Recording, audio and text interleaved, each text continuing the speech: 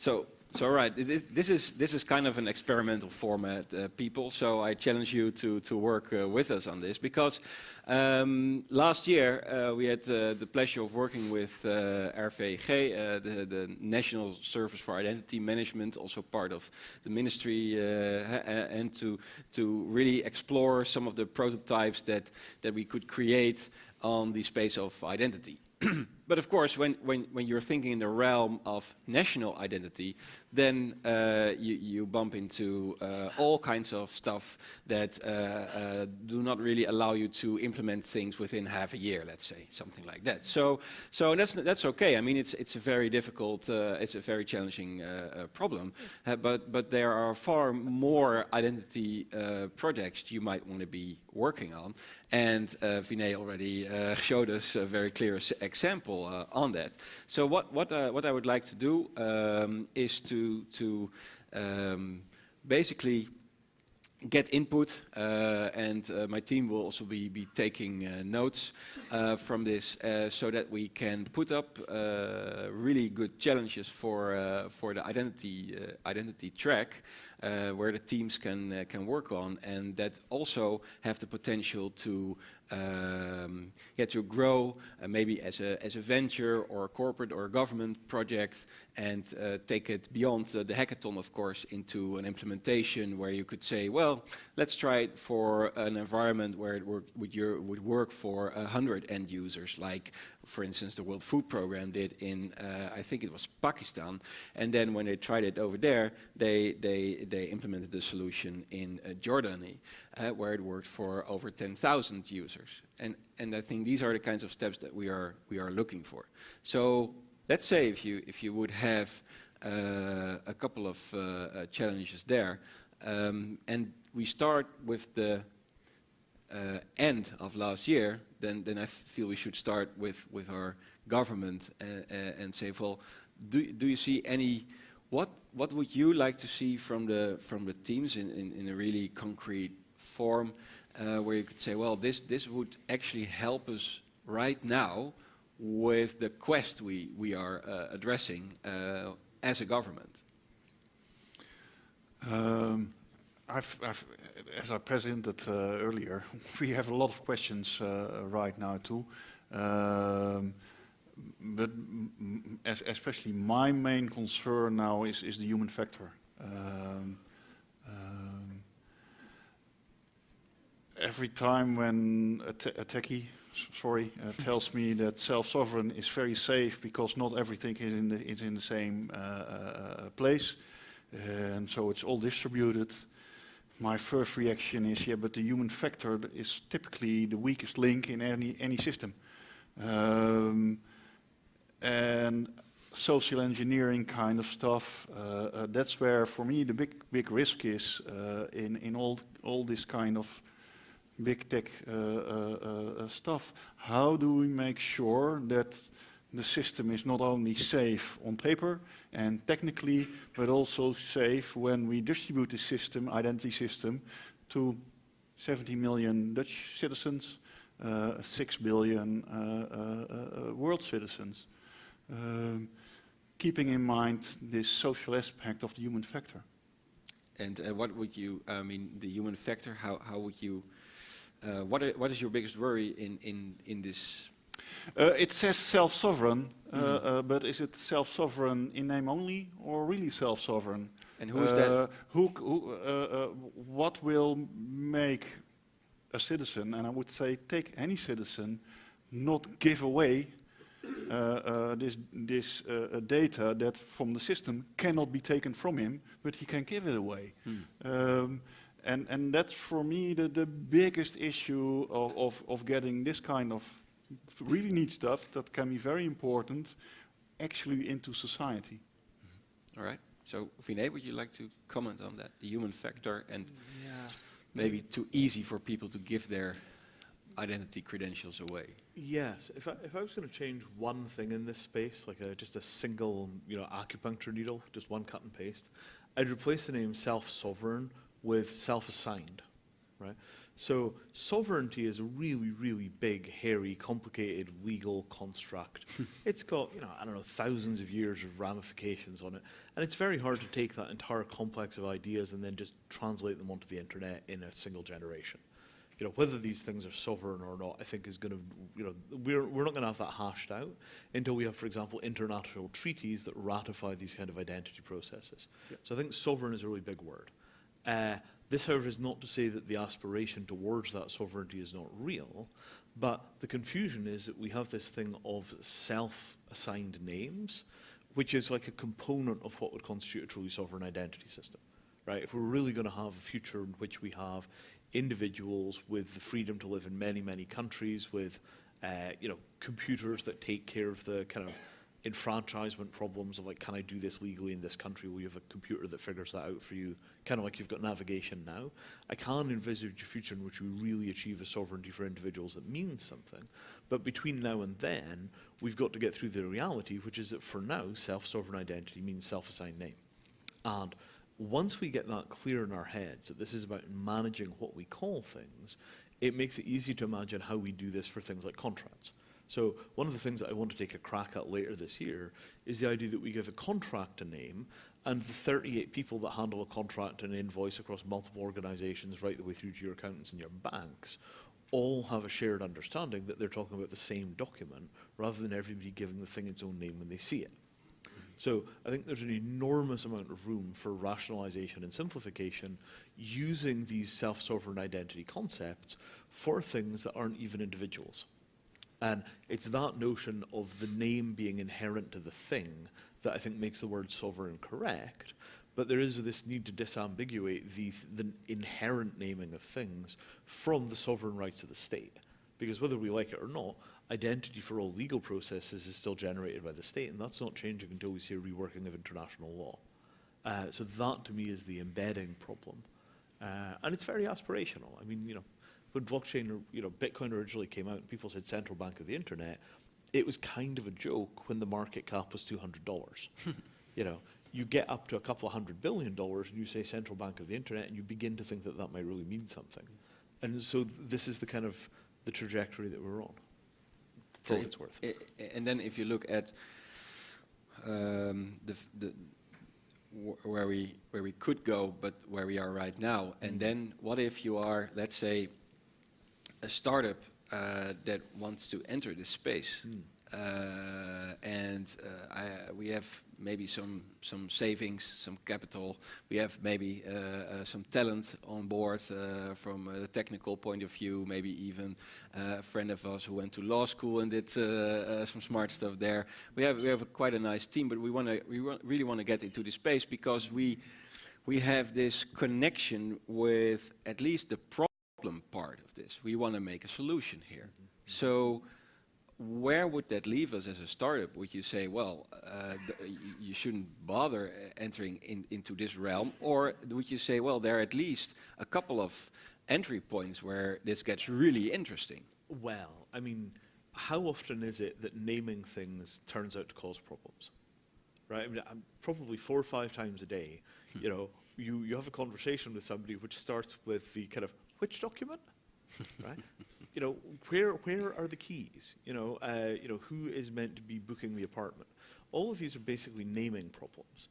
So we're surrounded by a sea of, these anonymous objects. Like if one of these glasses gets broken, how do we order a replacement? The glass doesn't have a name for itself. There's no little 2D barcode on the bottom that lets us identify it. If you, lose your shoe and you want another one that's exactly like it, it's never going to happen, right? So, we're sort of in a position where we're surrounded by this sea of anonymous objects. We're surrounded by a sea of anonymous people. We're very reliant on things like Facebook and LinkedIn to provide us with names that we give to other people. Here's my Facebook ID. Here's my email address. All of that stuff is being generated by other people and assigned to us, right? So the self-assigned name, where we take responsibility for all of that, it's individuals, it's objects, it's processes. We don't have good names for processes. Right? I mean, we think of ATM machines, right? You'd think that each ATM machine would have a nice big visible serial number, so when there was a problem with the machine, you could identify exactly where it happened. We don't have names on buildings. We have addresses. if a building has 36 different entrances, like a big university building does, the entrances don't have unique names that everybody can identify. There's no barcode that says meet me at exactly this point. We don't have even the first beginnings of the ability to correctly identify objects in the real world and processes in the real world by name. So I think that there's an infinity of businesses to be started giving things names that are currently anonymous, and every single one of those will have associated process benefits. I really think that we're going through this kind of, Garden of Eden process where the human race wakes up and starts giving things names again. Mm-hmm. Right? It seems kind of obvious. Yeah. And then once you've got names, you can do compatibility. So if you go to Amazon and you buy an amplifier, right, how do you know what the right cable is to connect that amplifier to your existing record player and to your loudspeakers and to your wall socket? Right? Because we don't have proper names for the terminals that things plug into, we don't have proper names for the cables. There's no cable specification language that says, this is on this end, this is on the other end, this is how long it is, this is how much power it will carry. So the sea of anonymous objects, does everybody have a box of cables in their house? Yep. Right? That are completely anonymous. Multiple, right? You can't identify what anything is. The cable doesn't have an identifier on it that allows you to retrieve what it is. And as a result, we wind up with these seas of stray objects that are unfindable and unmanageable. So to me, this whole self-sovereign naming process, it's not just for people, it's for things. And once we've got the ability to correctly identify things, we could squeeze as much inconvenience out of life as we squeezed out with electronic mapping. Right? We couldn't imagine living in this world without Google Maps. There must have been $1 trillion of value generated by people being able to find things. What I see is that we can now do the same for the material world. We can just go and we can make the entire world searchable and sortable in the same way that Google did for information. Blockchain can do it for all physical matter. And all of that comes directly out of the identity layer because we finally build a mechanism for identity, which isn't just for individuals, but it's for processes and it's for things. Cool. So no shortage of opportunities. Yeah, okay. Well, there you have it. Just to add, yeah? just for the currently we're doing KYC in banks, we are doing KYC in notary. If we want to do any mortgage on our house, we need to go to the notary. If we want to sell our car, we have to go to the notary. So all of those costs which we have to associate because we don't have identity which is simple, transferable, and contractual. Yeah. And all of those processes, each one of those processes is another class of startups. Yeah. It's huge. Right. So is that also the vision that you incorporate in your toolbox, so to say, Jason? Is how far is that reaching? Is this something? I mean, when I am a team and I put sovereign in the stack, so to say, how would that work? How do you want to collaborate with startups and with teams to co-develop it? Because you also might be a competitor, as I understand. Yeah. You also have Evernym as a business. Yeah, so I want to comment first on the thing. It's like a movie, right? The Thing. Yeah, the thing. Well, it's interesting. My wife, when she first got her first smartphone, the app that she wanted more than anything was to take a picture of the thing that she has, a little, I don't know, washer or grommet, and find out what it is and where it goes. Yes. Right? Yes. There's a puzzle piece. She wants to take a picture of it and find out what puzzle that goes into. And when you've had a home like I have, I've got an 18-year-old son is my oldest. There's a lot of like odds and ends, and so that's an app that should be built. Hopefully, somebody builds that. But it's a good point. The thing that when we first got into this space, I'm an introvert, and I don't. This is going to wear me out. Okay, I'll go home, go back to the hotel tonight, and I'll sleep really well because this is a stressful thing for an introvert. I used to be really closed in terms of sharing ideas and sharing things. I thought that was how I protected those ideas. I couldn't be further from the truth. I am much more free with sharing ideas of things that I'll never get around to building. And this space is so vast. I'm still discovering. It's almost like you know, zooming out a little bit and realizing that the universe is way bigger than our solar system. There's so much opportunity in this space.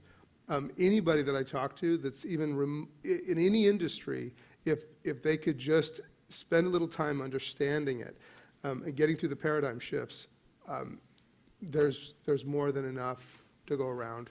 Yeah, Absolutely. Okay, of course. Because basically, life is really inconvenient because the computers don't work yet, right? And if you It's think broken. how much inconvenience is there in life that theoretically decent computers would get rid of? And it's probably about a third of our GDP or something. It's just spent on inconvenience that we could get rid of if our computers worked properly. Nobody should ever run out of anything. All your clothes should actually fit. You ought to be able to walk into a store and know that they've got the thing you're looking for before you open the door. All of that stuff should just work. Yeah. And if it didn't just work, our society would be so much more fundamentally efficient that, you know, you could finance literally your entire social care budget just out of getting rid of the inefficiencies in manufacturing and supply chain. There are just gigantic opportunities out there. And it just looks like extending the paradigm that we have for information into the physical world. The physical world becomes as addressable, as searchable, as sortable, as selectable as information in documents. And that's what we're building. That's really what this blockchain thing is for. So, but you started with ensuring the stuff. I mean, the consortium you're now building. So how can teams maybe contribute to such a environment, such a consortium? Would that be an opportunity for the teams? Oh, sure. I mean, anybody that's doing any real work on the blockchain is going to need a way of handling things that go wrong, right? So, I mean, Materium, my company, exists to deal with the exceptions. The blockchain vision is this kind of very smooth, very perfect world in which everything is correct and the smart contracts are automatic. And we know that in the real world there's a defect rate of 0.5%, 1%, 2%. And if we don't have efficient ways of catching that stuff, the costs of handling it case by case and instance by instance will slowly bog the entire system down. So for us, we're basically going to go there and say, right, we're here to carry the garbage, right? When something goes wrong, we'll take care of that. That leaves you free to go out there and build the bridge that you want to build the thing you want to build. There is this huge need for people to be able to take risks, and that's all backed by insurance. You can't take a risk if you get screwed when it goes wrong. You need that backdrop. And that's how we build the foundation on which people can innovate. Yeah. Right? We will handle the problems, and they can then go build the rocket ships. Yeah. Okay. I think that could be a very good building block for the teams to work with. If you have that covered, then what would you build and in what space could you use it? But would it be suitable enough? Would it be enough to use it in a government space, in a space where for instance, we operate with local government, because you are working on, for instance, on a voting app. Last year at the hackathon, the team of Milvim created a voting app as well, and I think, Steven, it's also implemented, right? It's almost ready, right? Well, we're trying to get the security test being done. Woo. We need to get the security test done, and maybe we need to fix some stuff, and then we'll be publicly available, GPL3 license on GitHub, and start implementing as soon as the internal affairs is okay with it. Yeah. And that's like a couple of weeks from here, right? From the perspective of the people in this area, that might be, but Okay. So that those kinds of applications could perhaps do you see that as an angle? I mean, can you secure or can you secure or insure a vote that it went wrong or from the wrong person? Or I mean, I'm just figuring out how this stuff should work, you know? Well, basically on one side, what we are maybe forgetting is that we are also trying through the blockchain move the data from centralized institutions, which currently, well, whether the state, whether the bank are holding it. Why not having that at yourself, private, and decide when you will submit those data to any of the providers, not vice versa. Because my data is currently in a bank, my data is currently in telecom, my data is currently at the tax office. Yeah. I don't have control of it. Yeah. Yeah, okay. And then of course you have also banks that they say they see that data as their next business model, right? So that's even more worrying, right? There where I see the state, yeah. at least with GDPR and also with other actions, should say, sorry, everybody can claim the data back and ask them that I will submit them when I want, not vice versa. Yeah. Okay, and then I'm going to take over again. Sure. Yeah. Nice. And then all this data is on my, where is it? Gadget. Yeah. Identity wallet. And I lose my identity wallet. We are so dependent already now with all this data being in those databases of governments and corporations already that if we lose that identity, it's a human tragedy. That's not insurable.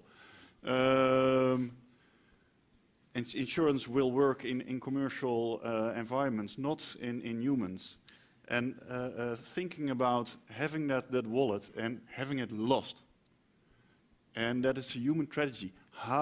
What use case can we think of helping such a person getting his life back? Because this is his life. Okay. And it's not about deleting it or making sure it will not be accepted in the system anymore, because that will make his life even more a mess. Yeah. It's about giving him his life back, because this is his life. Yeah. If all that data is here. So Vinay, want to comment on that before we go to some questions from the audience? Vinay? So let me, a thought experiment, right? Yeah. So if your Facebook account vanished tomorrow, right, it was deleted and Facebook refused to give it back, how many of you would lose contact with a relative that you would never be able to find again? Right? You know, your cousins who live in Brazil or wherever it happens to be, you don't have a phone number for anymore, you haven't talked to them by email for 10 years, you just lose them, you never find them again. Maybe they'd eventually find you through your friends. So we're in a position where the question is, where do you put the stuff so that it's safe? If it's with Facebook, you're subject to their terms of service, and litigating against Facebook to get them to turn your account back on is not going to work, because they're a private company and they can do what they like. Right? If it's stored on your phone, you lose your phone, you've got a problem, maybe your backups don't work, and your phone is basically Google or Apple anyway. Yep. All right. If the state owns it, then we've got the problems with the state just knows too much about people and there are all kinds of policy risks associated with it. I think the correct place to put this stuff, weirdly enough, is actually in the phones as the first line, and the second line, I think, should be the banks. If the bank's job is not to lose your money, right, I don't see any reason that the banks shouldn't extend that to not losing your data, and we ought to be in a position where the bank, I mean, sorry, this is a little long, but it's really important. So the banks have two jobs, right? Job number one is don't lose the money, and job number two is estimate credit risk. So don't lose the money is going to the blockchain, and estimate credit risk is going to Facebook and Google. This leaves the banks without a business model, and they all know it. They're terrified. So I think the banks ought to become the entities that protect our data in the same way that the entities that protect our money. Your working data is on your phone, and it's self-sovereign identity. The backups are with the bank, and they assure you that when you give them a piece of data and give them a 100-year payment, it'll be there in 100 years.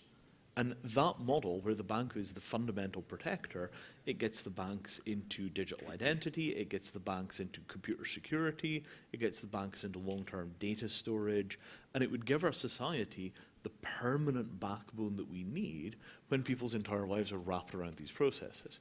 And I've been telling this to banking executives for 5 years, and they look at me as if I've just come from Mars in a spaceship. Anyway, that. Right. So I think the banks have a new role to play, and we need to encourage them in that direction. Make it the bank's problem to store the backups. But I think it's a great example where I think when I see a lot of startups that come into this space with all great ICOs and these great projects, I think what people don't appreciate is the fact that they have to work with the real world, right? Engage governments, engage banks, you know, to help them innovate and become good members of a new decentralized society, but also engage with each other, right? Because we have to build decentralized, infrastructure for decentralized system to work. Like, for example, the most common use case people talk about is proof of existence, right? I store hash that points to something. Where do I store that something? IPFS today does not guarantee availability, and there's various companies trying to create startups to somehow incentivize people to keep bits and pieces of information around. So, however, this is too fragmented, right? So I think if we can combine the efforts and really sort of say, well, let's really partner up and build decentralized ecosystems to help each other build decentralized infrastructure, these are the good ideas to have in concert with real world, right? This is where the exponential growth will happen. Yeah, interesting. Okay, Jason, and then we go to the... I think the bank is a specific instance of a general solution.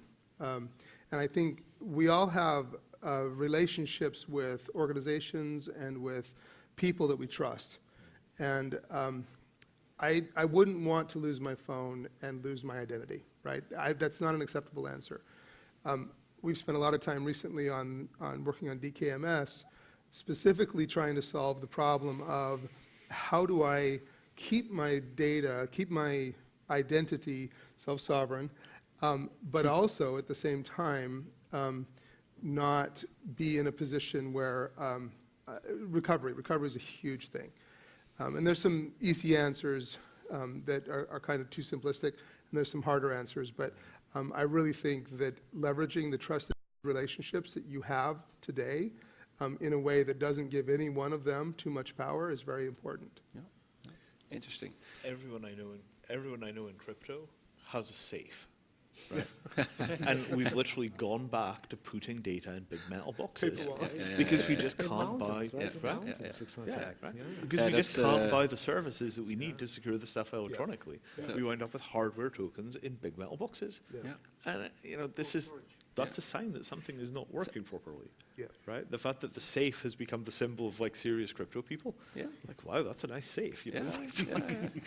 So who in the audience would like to put all their personal data at a bank right now? So we have some work to do there. Oh, in the back here. So we have some work to do. I think what is really interesting in the Netherlands. What is really interesting in the Netherlands is that there's this new bank who does understand really well how people want to interact with their money. It's called Bunk. Who here has Bunk? Yeah, okay. So they didn't start out as a bank. They are a hosting company, right? They are an internet company, and that's how they simplified managing that.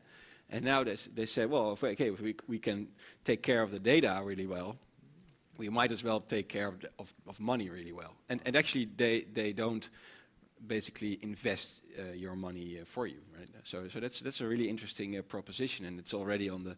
I think if they move that a little bit further, then that model could come inside. So okay, questions from the audience over there. Do we have the catch box somewhere here? Okay. Oh. Yeah, I was just wondering. It's quite soft. Your money with the bank is guaranteed up to 100,000. I don't think that my identity is worth less than that. So we need to fix something still. No, it's not a question mark. It was a remark. Remark. Okay. So I don't want to put my identity with a bank where I'm only guaranteed for 100,000 now if I put the money there. That's a kind of an assurance thing, right? Then. Okay. Interesting. Well, even today. Approximately 15 million Americans yearly lose have fraud in identity, and you have already first products to cover that identity. Also the cost, so it means that you have to go to the notary, you lose 2 days of your job because you had to go somewhere to regain your identity. So those are insurable parts where people still don't understand that if somebody steals your card, that it's not just the cost of the card, but it's also the cost of related the time you spend on it. Yeah. Time spent. Yeah. But again, I think that all this crypto part also came because everybody wants to control us in fully, whether it's at a state, whether that's a bank. I mean, banks and insurances have today more data than police. Your telecom knows much, much better than you. And I think that these solutions should regain at least part of our personal dignity. I know I've been working before in fraud detection for large insurers. They use mainly Facebook. Well, that's exactly why I'm saying I'd rather, spend it with my friends, keep my identity with my friends, and trust them to get it back once I lost my phone, than to put it with a bank. Could be. Yeah. Could be. Collective models. Yeah. So, a question over here. Hi, thanks for the interesting talk. My name is Jonas from Royal Bunidem. I really like the philosophy of Vinay, of giving all the objects and things around us a name, actually. We develop hardware, we develop revolving doors and access gates. And I was wondering how blockchain technology can help secure also the hardware products itself. So, for example, when you update a certain system, you update the firmware of a system, could the blockchain technology help preventing others, hackers or other people taking over that firmware and taking over the control of that hardware? So could all those hardware be in a blockchain, all the hardware is a node, and they check with each other if the firmware is right and if nobody else is intruding? And do you understand my question? Yeah. I mean, this is an identity question, right? So the device has to be able to verify the identity of the person that's sending it the update, and the person sending the update has to be able to verify the identity of the device that is sending it to. The device has an ID, the person has an ID, right? This. I mean, the concept of diffuse trust and distributed consensus is really what gave us blockchain. We have the ability to not have to trust any one thing. And so I think as time goes on, we'll get less away from verifying that it came from that particular party, but also verifying that the computation was done correctly, cryptographically, and perhaps getting consensus. Getting several others that are doing the same kind of thing, and maybe it's not 100% consensus on every single thing, but maybe it's a spot check, and we're just kind of verifying and creating, using things like Merkle trees and interesting kind of ways of hashing progressively. You can start to imagine you have not only controls for stopping something bad from happening, but maybe just detecting that something bad did happen, which in a lot of ways can be much more efficient and catch and actually inhibit the bad behavior anyway.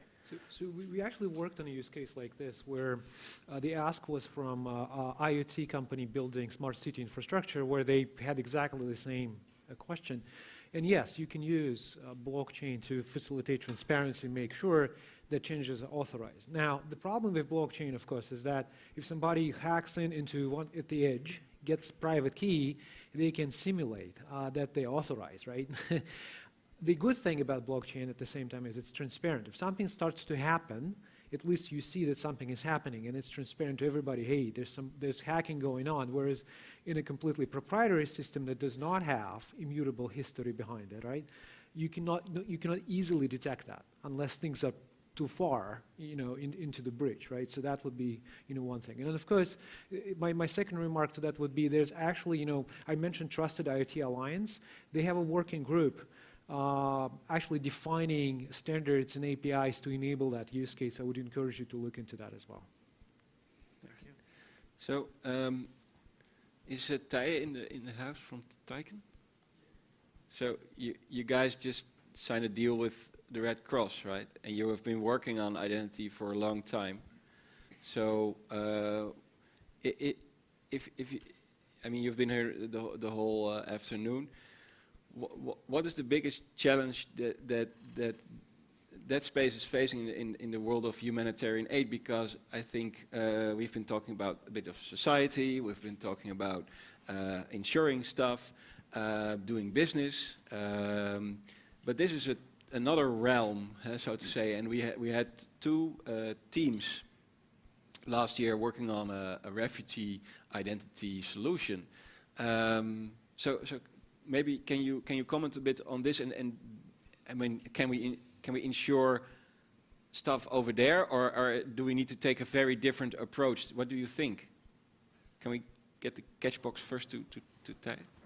Then we'll get back to you. So good afternoon, everyone. Yes, indeed, we are working with the 510 data team of Red Cross to basically get aid into San Martin in a faster way than it's happening now. The challenges we were seeing, of course, we were very enthusiastic about blockchain, and we thought it's going to solve all the problems, and it's a magic bullet. But actually, we figured out that, as the gentlemen were saying on the panel, there is a real world, and there is humans who do not care about immutability, about being borderless. They need their aid to reach at this moment. And they cannot go to the shelter and find out that a sandbag is not there, or that their identity does not match on what is done on the list. So from the identification part, we see three challenges. First, it's at the beneficiary. The beneficiary, we call him Ben. He lost his identity. And he didn't lose it one time. He was losing it the past 10 years, because every year the hurricane hits the island and identities are lost. And then we need to reconstruct them. And one of the solutions was to put them in a container. But when the flood happened, the container is washed in sea. So it's a recurring event. Here we saw the resiliency of the blockchain to reconstruct identities as a positive factor to use. But again, as Anton was saying, what if you lose your phone? Who is the trusted party that can say, yes, Ben, we want to reissue your identity? This is where we looked at Sovereign, and we were talking on the break that what makes Sovereign unique among all distributed ledgers that we have in the market today is the human factor and the trust anchors. So if an organization has the reputation like Red Cross, 150 years of experience in helping people, and identifying who needs help, then I think we can create a resilient identity. And this is where we disagree on the self-sovereignty thing, because I used to be a believer in self-sovereign identities, but we found out that blockchain does not really help in self-sovereignty, but it helps in resiliency. So we call them at Tyken resilient identities. They're resilient to fraud, they're resilient to permanent loss, and they're available 24 hours, anytime you can call them. Moving to the donor, in the Netherlands, when we want to donate money, usually on an individual basis, there are young students waiting at Albertine, and they jump on you and they want to take your bank account so that they have a €50 recurring payment going to the NGO. I don't want to, I think everybody heard about what happened with Oxfam, and this is one of the issues that NGOs are facing, losing trust from the donor side to the NGO, where they don't believe that their money is really going into good causes, or at least a big chunk of it is being lost due to banking fees or whatever. So another threat is added to the donor, which is terrorism. Donations and NGOs, they have, or they play a role in increasing the rates of terrorism around the world. So this is again where we see blockchain can help in identifying donors. And for the reason of GDPR and privacy, we didn't want to have it as a feature in our identity application, but more as a core design.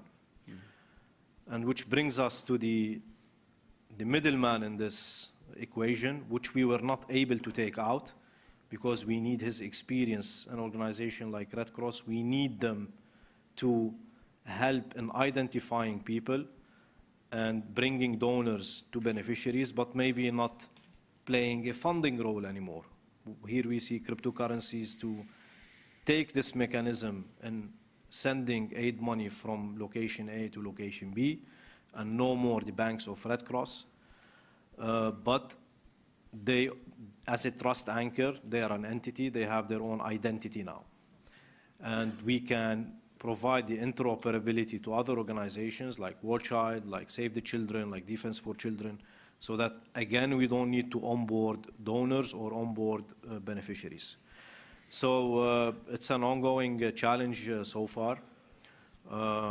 As I said, we thought it's going to be a walk in the park and we're going to just like nail it.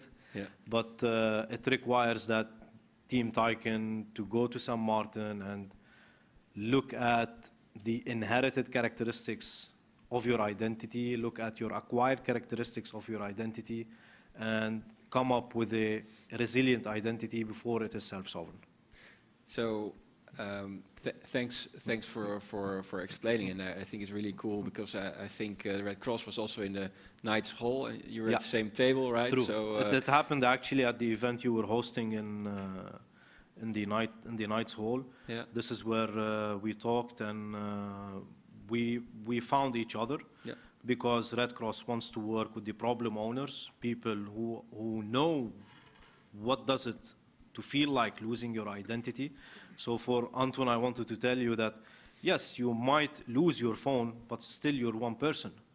But in Syria, we have 50% of the population that have lost their identities because it's saved in a centralized system. So I would prefer that one guy to lose his identity, but not a whole race to be erased from history. Yeah. All right. So I think if along this path of the discussion, I think that losing an identity is one of the challenges that we are really keen on finding new solutions, how to recover identities or lost identities or stolen identities. I mean, because I would like an insurance for that, and we've already heard about that as well. So I think this is one of the three challenges that we can definitely put up there, because it has also it helps in humanitarian space, but also in the business space and in society. So any more questions from the audience? I'm not, by the way, keeping track of time here, so if somebody bears with me. So here was a question. Here you had the catch box before, right? So yeah. Oh, really? Oh. Good afternoon, André Sandé from APG. Actually, the question I wanted to ask, it is concerning refugees, because a lot of the base assumptions of projects is that there is a third-party attester who gives a hard attestation that I'm me. What I can also imagine is, for example, the people linking to me on LinkedIn, that could be a soft attestation. So the question to the panel is, assuming I would be a refugee, what would be a good way to get a new identity? I'll maybe jump in. So when I do endorsement on LinkedIn, basically, what do I have to lose if I endorse you? Nothing, because I do it, 5 times a day, no problem. That's why we think that, when we have this concept of social proof, that if somebody gives endorsement, it should be with certain cash, whether with credit card, digital wallet, whatever, because then you would do the underwriting or thinking who will going to endorse at least 2 cents of your time and energy. So that's why we think that social proof in that sense, that you endorse somebody, but you also back him, whether it's 5 euros or with 50 euros, whatever it is, it gives a higher, lower risk, and on top of that, you can still put the insurance for the transactions which you do to have, let's say, less friction trade in all the agreements. Yeah, okay, but maybe I understand, but in a refugee situation, I mean, who's going to pay for anything when there is no infrastructure whatsoever? I was going to ask $4 enough? One day work in Bangladesh, but nothing here. I don't think you. I agree with you that an endorsement should be a real endorsement and not just an endorsement, but making it economic. I don't think that's the way forward. Well, there's economics and economics. So if you're in a position where you have a lot of refugees, and we're assuming that these people are stateless, simply having people identify their relatives in a way which is properly bound will begin to reknit the social graph, right? So if everybody goes through and identifies their relatives and the people that are from a village that they recognize and so on, pretty quickly you can build up this kind of social graph and the network associated with it, and from which you can then hang identities. But I wrote a piece a couple of years ago called Tell Me Who You Are, which was a deconstruction of 4 models of identity. And I think the vast majority of the time, identity isn't what we want. Right? Identity is so slippery. What we really want is things like uniqueness, so people don't vote twice. We want accountability, so that if a transaction goes wrong, we can recover funds. And we keep basically calling for identity without actually having a terribly clear idea what it is we're looking for. I think there's another approach to this, right? Because I think we're trying to apply conventional logic to unconventional situations. For example, what if we, this off-chain scaling problem, right? There's probabilistic payments. So what if we apply the same concept to identities? So what if we were saying, okay, well, actually what we're trying to do with identity for refugees, we're trying to prevent bad actors coming in. Well, prove me you're not a bad actor. How do you do that? Well, actually, build the linkage to people I trust, and they vouch for you, you're not doing bad things. Therefore, okay, you tell me whoever you are, I don't care what your original name was, as long as you're not doing bad things, you're fine, right? Just do the negative proofing rather than positive one, which might be impossible. No, and that prevents your privacy, contains your privacy also. Yeah, that's kind of how we deal with in traffic with each other as well, right? Right. But with one difference, okay, in typical behavior, human behavior, millions of years old, we look at each other, look in each other's eyes, and we think, do I trust this person? I trust him. So I start doing some interaction with you, and then I ask other people in my environment, do you know this person? And because the world was small, yes, we know him. What do you think? He can be trusted. So we have a trust relation. But in a digital world, there is I cannot see this person. And this person can be next door, but it can also be on the other side of the world. So my social context doesn't know this guy. So we have to look for a solution just for that, but also, how do I know that once I've established a trust relation with you, in what way, I know that the next time I talk to what I think is you, is actually the same person. I think that's also something in the digital world that's different. And in the physical world, I can see you, I think I've seen you before, and then we had a relation and it worked, so I have trust. In digital world, I don't see if on the other side it's the same person. And those are the 2 fundamentals that we have to find a solution for in the digital world. And it's difficult. Okay, but... Thank you. Yeah. Very eager to get just jump to add on board. something to the discussion. Yeah, sure. But how do you cope? You told about unconventional measures for logic reasoning. You talked about having to pay for your credibility. But criminal organizations are very willing to pay for strawmans who will use their identity to testify, to attest someone else's identity in the same circle. So, how can you cope with that kind of behavior? This is what we call in the trade the Sybil attack. Right. So what do you have? What do you do if somebody has a machine, but then they make 10,000 Facebook profiles that all vouch for each other? So there are many different approaches to that. Proof of work is in some ways an approach to handling the Sybil attack. For individuals, biometrics, behavioral data, networks of family. I mean, there are 50 different approaches. Probably it's like any kind of other risk. You just wind up using defense in depth. So you use lots of different approaches simultaneously to make sure that you weed out most of the fake identities. I can tell you a simple example. So if I do the insurance today and I have a claim tomorrow, that's probably going to be flagged as a fraud. Mm-hmm. So you have patterns like 80, 90, 150 patterns which shows even if somebody vouch for each other, you see that some pattern doesn't fit. So you can still have on the top of it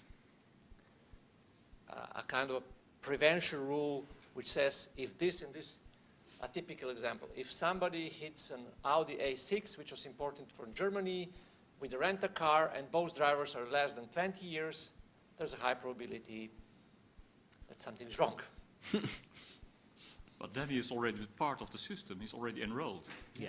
Otherwise you can't do the assessment based on the big data analysis, etc. But you want to do it up front. I mean, so if we're dealing with people that are just literally, they have nothing at all, Yeah.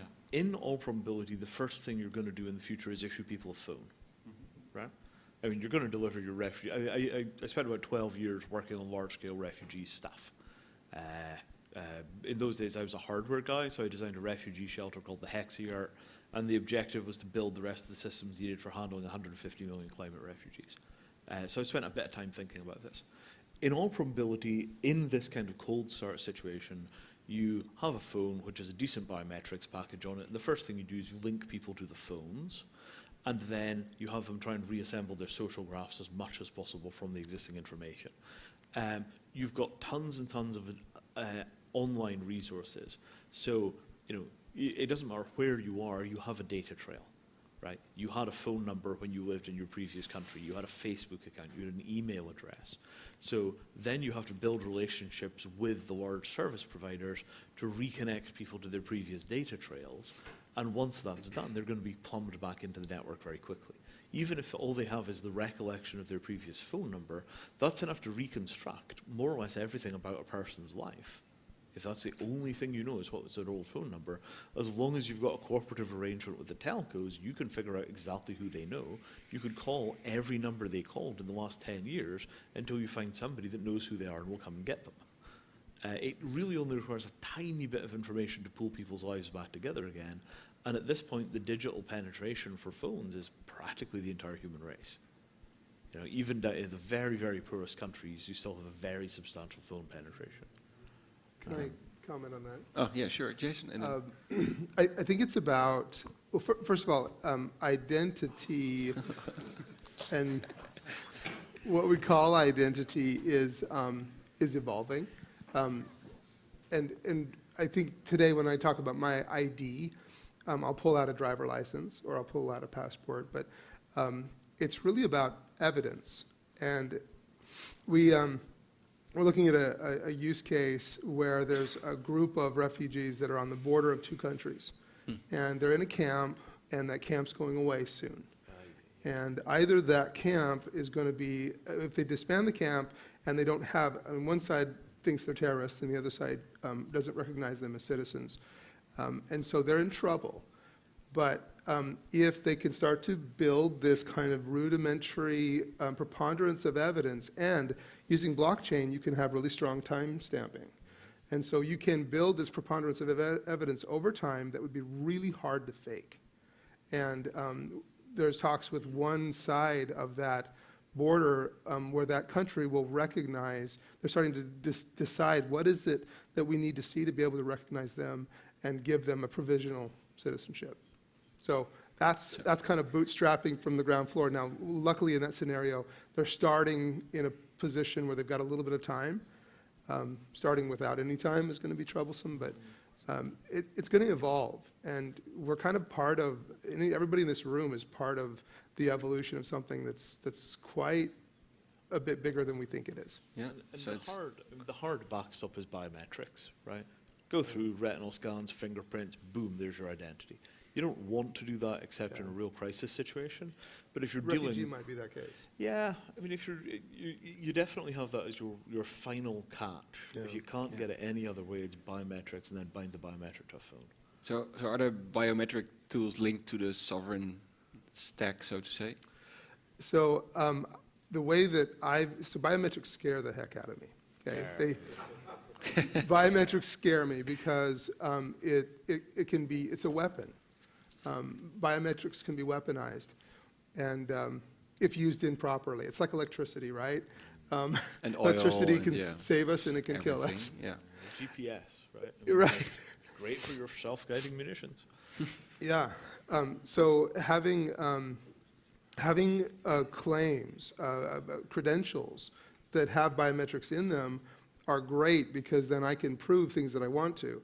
And I can use something like ZK Snarks to, without revealing my actual fingerprint, prove that my fingerprint that I'm giving you is close to the fingerprint that's inside of the credential, without showing you that enrollment template, which is very identifying. So there's some really cool stuff you can do, but I'm not a fan of recording biometrics on a blockchain. Well, actually, biometrics is sometimes facilitates identity theft. So you can replay biometrics. So, Aadhaar, Indian project, there was a video where people would replay somebody's iris scan, basically, and get into a system. So, There is this question of how we manage the interface between biometrics and blockchains.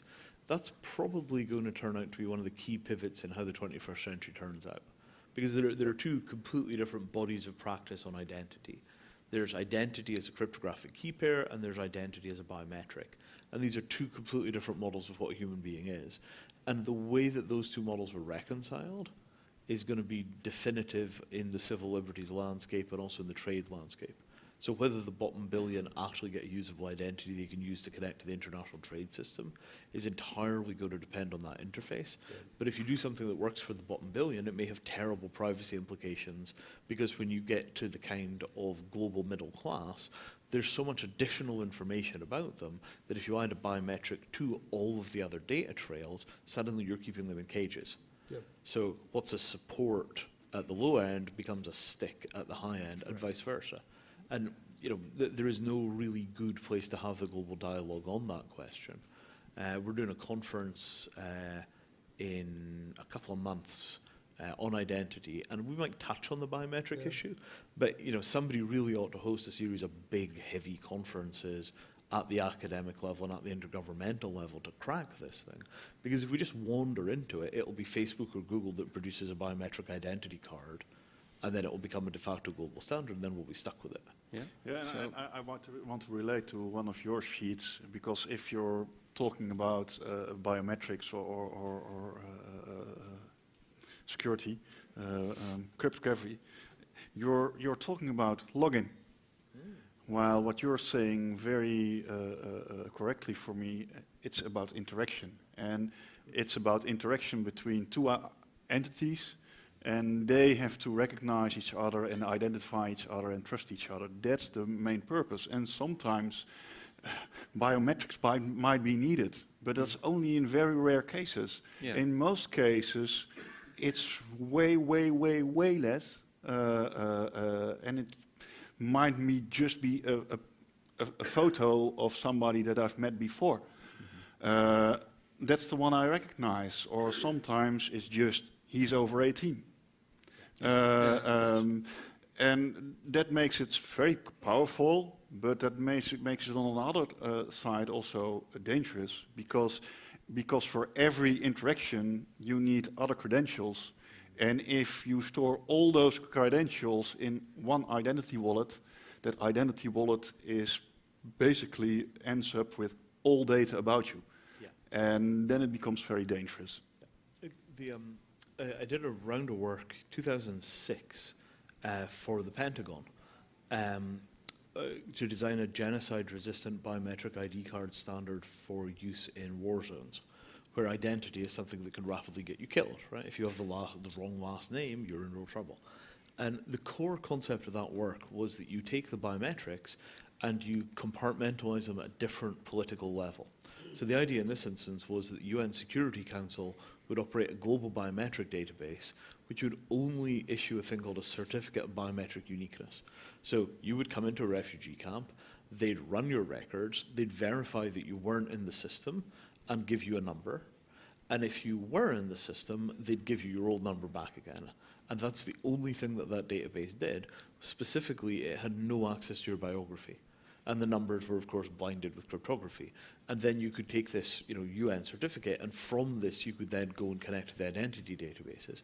But the price as a government of connecting to the UN system was that you would not store your own biometrics.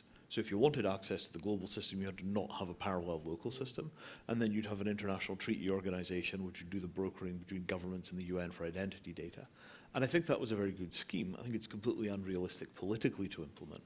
But that kind of extremely hard partitioning between biometric databases and biographical databases, I think we have to get that right. Yeah. And then the bridge is going to be a bunch of moon math scary cryptography. And hopefully the ZK Starks hold up, because if they don't, we're in real trouble. So the whole biometric stuff also seems like something TNO is working on.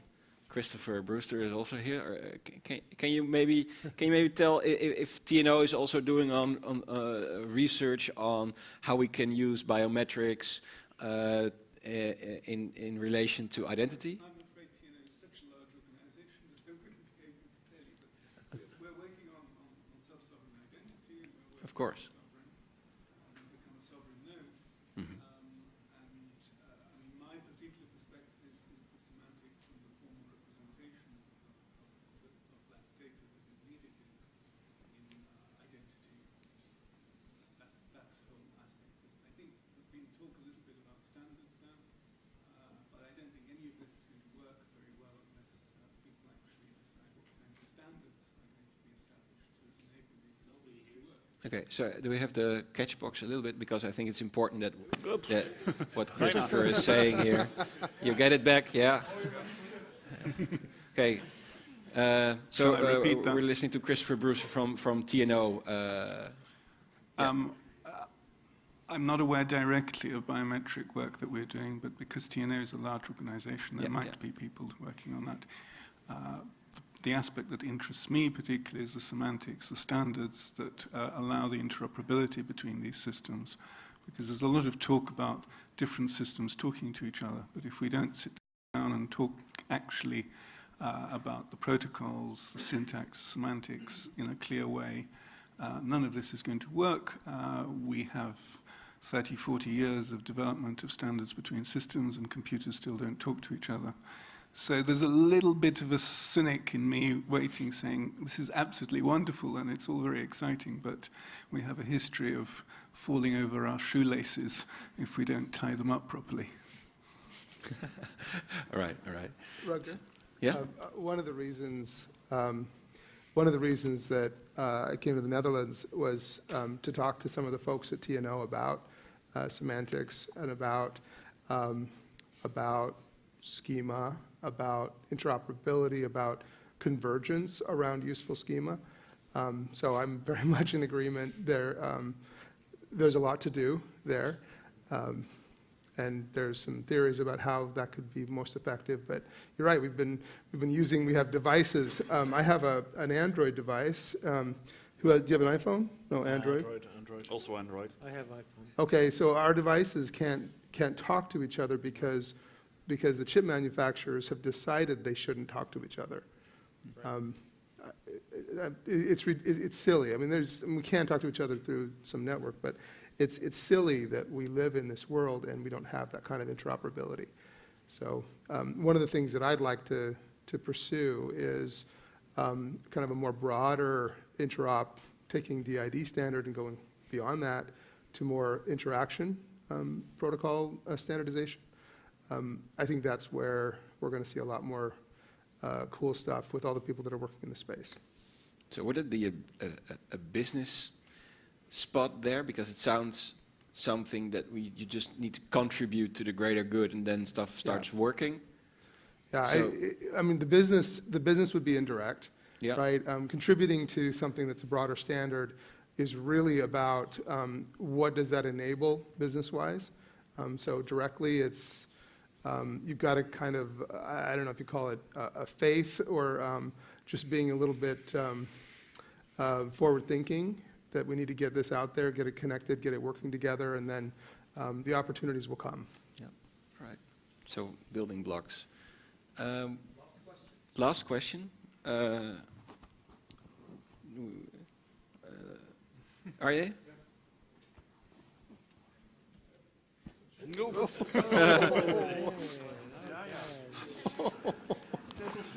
The cash block's not working. Yes, my name is. Are you Arje insured?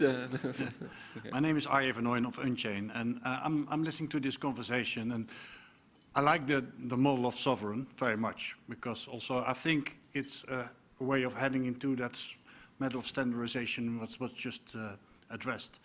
But I was wondering whether instead of storing all this trustful data on a device, my impression is that you can still store it centrally, encrypted, with a key that is stored in a device, in a secure element or a secure element in a SIM card, which even can be accessed through biometrical metrics, so that before the actual data can be shared, it first needs to be encrypted by the same control of the end user. So is that something that fits in the model that you're working on? Yeah, you could envision a cloud agent that stores a vast array of data. Just encrypting it, I don't think is the magic answer. You hear too many times in marketing, oh, it's encrypted, it's fine. That's only kind of half of the story. How is it encrypted and how are those keys protected? I agree. One of the solutions that we're talking about in the DKMS work is could someone who's hosting a cloud agent for you also store a backup of all of your information? And then the encryption key that's used is something using something like authenticated encryption with a pairwise public and private key. You could make it so that that key is distributed among your friends and your bank and others, and you can reconstitute it from a recovery scenario.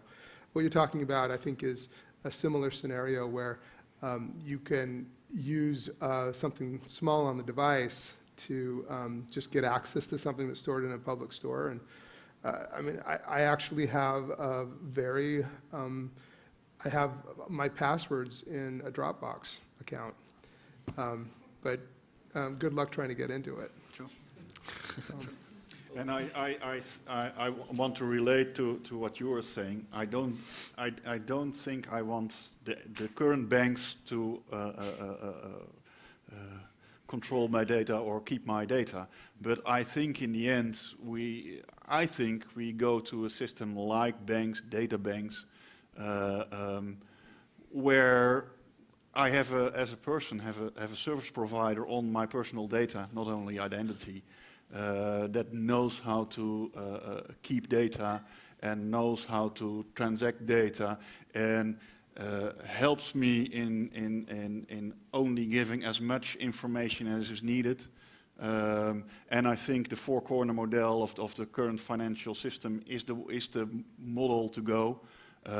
But it starts with something that we have to go through then. That means it should be natural for me as a person that I pay for that. Because that costs money, and right now we still think this is free. It's not free. If you want to control your data, that costs money. Are you familiar with the It's Me scheme in Belgium that I launched last year? It's very interesting because it follows very much that pattern that you then as end user have control on what information is shared. And it's based on, it's a collaboration of banks and telcos. Yeah. But whereas very normal that I pay my bank an annual fee for keeping my money, we don't think it's normal to pay somebody money as an annual fee to keep our data. And we have to go through that. Yep. My bank pays me to have my money. Yeah, get your point. So I'm wondering, does anybody have a backup of his or her Twitter account, tweets, Facebook, pictures, stuff like that, online? What's the service? What's the service called where you can make a backup of your basically everything that makes you online right now? because you have a DGD from the you just download it. Okay, okay. There's. Okay. Yeah. It's the same like keeping your passport in a Dropbox, right? We pay 100. Yeah. It's ad hoc. Okay. Okay. I think that's also an interesting part. Yeah. All right. We had a final question. I think we have a lot of input for our team to convey at least two preset challenges, and as we have it always with the Blockchaingers, we have the free zone where you can do the freaky but useful stuff. There's a lot of space for that, so we have the insurance model and see how we can basically explore that model in different fields and different sectors of industry, and of course how can we recover if we have lost the identity, and that relates to many situations, I think. And I think the third one is cooking somewhere. So I want a big round of applause for the panel.